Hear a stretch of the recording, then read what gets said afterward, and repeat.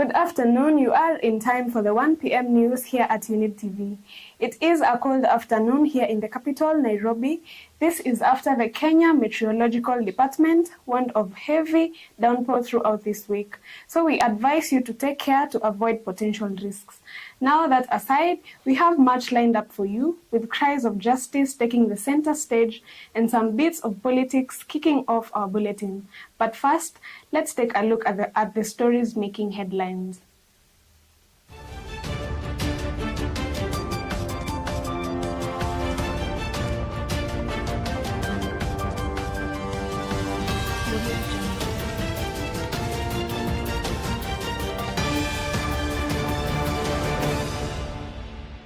Tuunganishe Kenya. Kenya ni yetu sisi zote.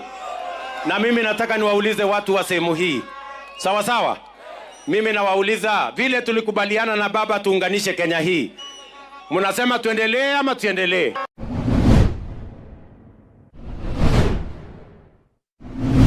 A total of 5 times. There were 2 entry gunshot wounds on the left forearm, with 1 bullet lodged in the same forearm.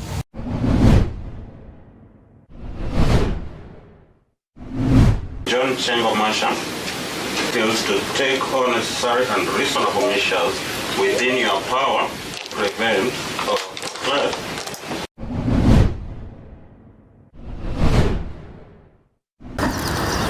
From our friends who were with them at Dubai, some of them called, our son called for around 2 hours.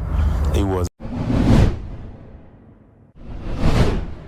watoto ambao wako nyumbani hivi hawajaenda shule kwa sababu wamefukuzwa shule, hawana pesa, na hizi basari ndo zilikuwa zinatusaidia sisi kama wazazi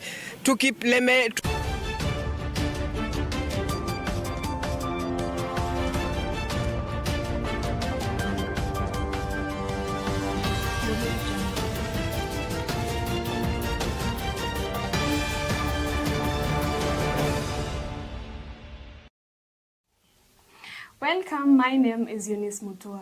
Now, President William Ruto has urged his rivals to steer clear of ethnic divide politics and instead pursue agenda-based politics. The president says he's totally focused on fulfilling his pre-election promises and won't be sidetracked.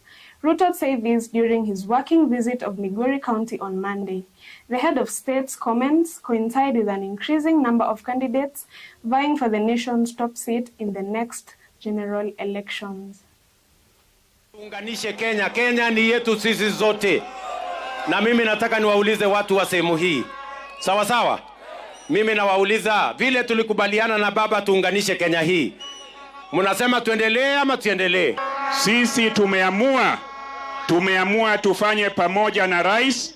Tumeamua tukiwa county assembly, tukiwa national parliament, tukiwa ugavana, na nyinyi mmeamua. Jeni, wacha kutuletea mambo ya siasa duni ya ukabila.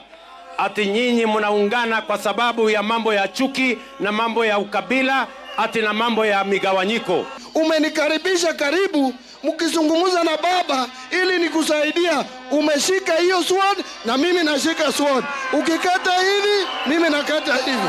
That President Ruto has brought in this region. Therefore, as a people, we have decided to stay with him and support his cause for now, forever. Thank you so much. The late Kasipul MP Charles Ongondowere had little chance of surviving the Wednesday night tragedy. This is according to government chief pathologist Johansen Odwor. This comes after Odwor's autopsy showed that the deceased politician had been shot 5 times with the bullets that were stuck in his body, damaging important organs. The DCI is still searching for further suspects who may have been engaged in the incident, with the 4 individuals who are thought to be responsible detained by the police for the next 30 days. A total of 5 times. There were 2 entry gunshot wounds on the left forearm, with 1 bullet lodged in the same forearm. 1 exited. There was also 2 entry bullet wounds on the left side of the chest, with an exit on the right side, but 1 lodged in the spine. Then there was a bullet track on the back, with the entry on the left side of the upper back, with the bullet head lodged on the left side of the upper back, which we took the samples for analysis, ballistics. Further to that, we found that there were multiple internal injuries in the vital organs. We saw that the bullet tracked through the heart, the lungs, the liver, and the aorta, meaning that the late Mheshimiwa could not survive the injuries caused by the gunshot. 4 police officers are accused of killing baby Samantha Pendo during the violence that followed the 2017 election. High-ranking officials who oversaw operations during the Kisumu crisis, John Chengo Masha and Lina Kogei, are among those facing punishment. After a thorough examination of the case files, the Director of Public Prosecutions authorized charges against the 4 and instructed 8 policemen to take statements as prosecution witnesses. A portion of human rights organizations and baby Pendo's family have now denounced this action.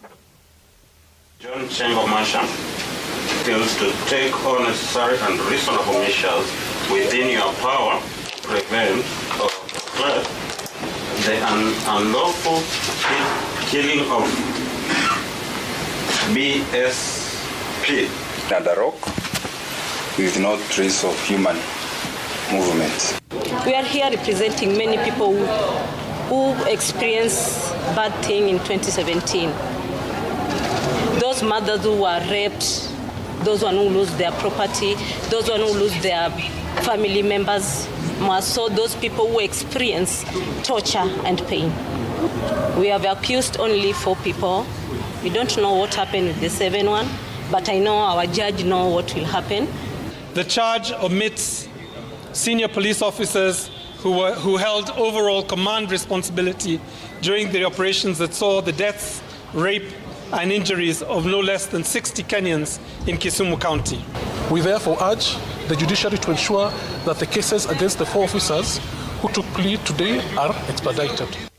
As the remains of Kenyans who perished in a fire in an apartment in the United Arab Emirates returned home, the anguish of loss was evident at Jomo Kenyatta International Airport. However, the 3 distraught families maintain that more could have been done to save the 5 by the Middle Eastern countries' government, leaving them with more questions than answers.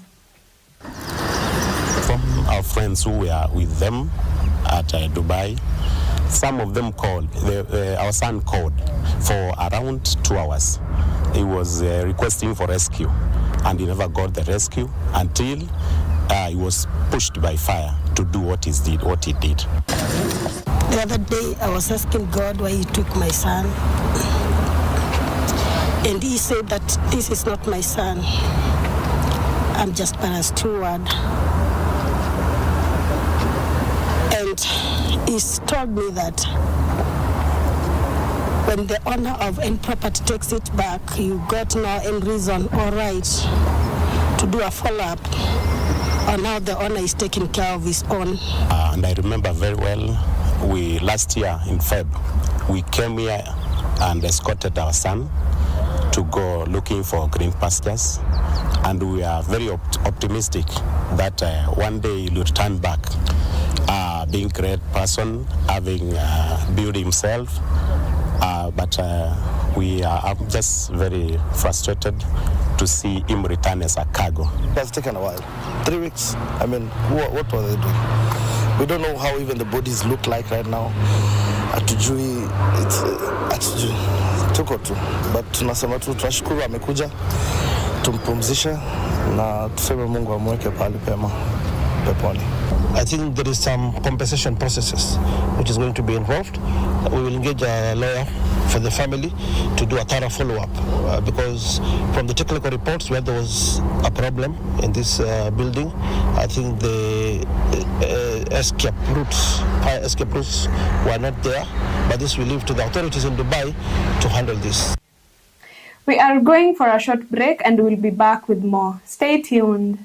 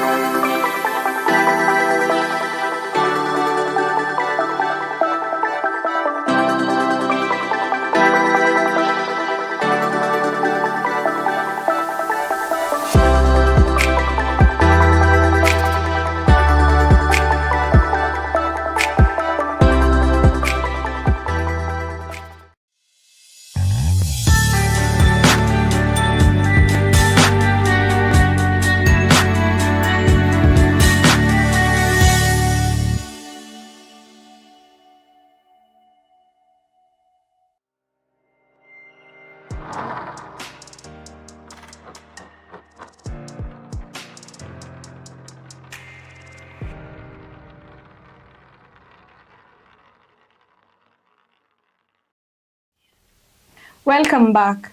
Citing the advantages of NGCDF and NGAAF over the years, citizens nationwide are supporting a bill that aims to enshrine the National Government Constituencies Development Fund, the National Government Affirmative Action Fund, and the Senate Oversight Fund in law. Over the next 3 days, public involvement will take place in all 290 legislative units. This comes as ODM leader Raila Odinga is opposing the bill. Ambao wako nyumbani hivi hawajaenda shule kwa sababu wamefukuzwa shule, hawana pesa, na hizi basari ndo zilikuwa zinatusaidia sisi kama wazazi. Tukilemewa tunapata huku kwa mbunge na tunapeleka tena msituni kwa giza kama zile miaka za enzi kabla devolution. So sisi tulikuwa tunaonelea na tunaomba, na si ati tunaomba, tunasisitiza. Tumeona imesaidia sana kujenga. Pia tumeona kuna watoto wetu wengi sana ambao wazazi wao hawana kitu, wengine ni orphan, wengine hawajiwezi, hawana mashamba, lakini ya kwamba tunaona kama itawekwa pale kwa katiba, watoto wataweza kuwa pia wanasoma vizuri bila matatizo na watakuwa wanasaidika. Mimi ningesema hizi fund ziwekwe kwa constitution. Diposa wakati ambapo tunasema mambo ya 290 constituencies, kila mtu asikuwe na sababu ya kusema hataweza kufanya kazi, yeye yako na hiyo pesa. Ya kuhakikisha kwamba tunagawa kwa wale watoto masikini, kwa wale watu ambao wajiwezi, ili kila mtu apate nafasi ya kupata hiyo pesa. Tunataka CDF iongezwe pesa, kama ni pesa kidogo itakuwa inalipa ni 40,000. 40,000 mimi niongezewe pesa kama MCA, pesa ya basari, mimi nilipe 1,000. Residents of Ikolomani, Kakamega County's Malinya village are in deep sorrow over the loss of a 38-year-old lady who was burned to death in her home in an alleged arson attack last night. Neighbors say that the woman's home's door was locked from the outside, suggesting that foul activity may have been involved. Now, they are urging the government to move swiftly and hold those responsible accountable.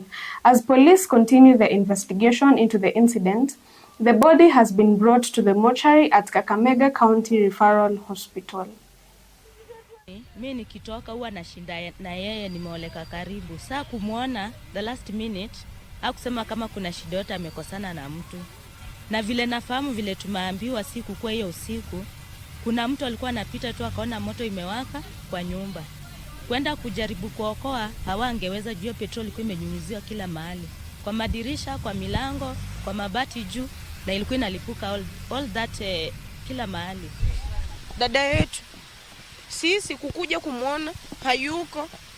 Tunasikia mara amechoma pale hivyo na acid. Mwenyewe waga kosei mtu, haombi mtu, hapigani na mtu. Vipi sasa? Mara tunasikia ni one of his boyfriend. Aje sasa? Mbona kamfanyia kitendo kama hiyo? Tunalia. Mwenye ni jivu.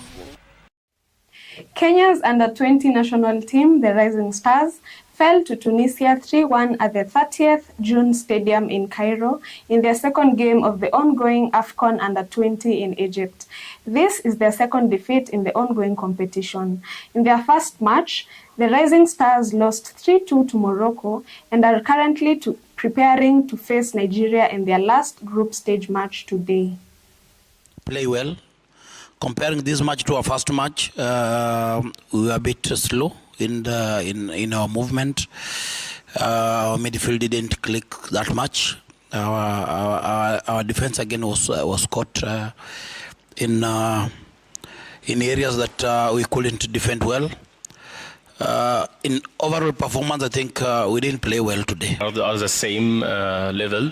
So as you see, the man of the match of today, he wasn't in the lineup for the last match. So everyone is a good player, and it's not coming to the coach, it's the player itself. They are very good players.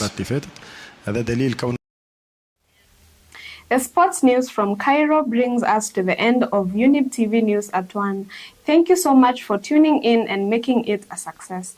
And just a reminder, the much anticipated conclave, the selection of a new pope, is set to begin tomorrow. Also, stay tuned for detailed updates in our subsequent bulletin. Continue enjoying our programs. My name is Eunice Mutua.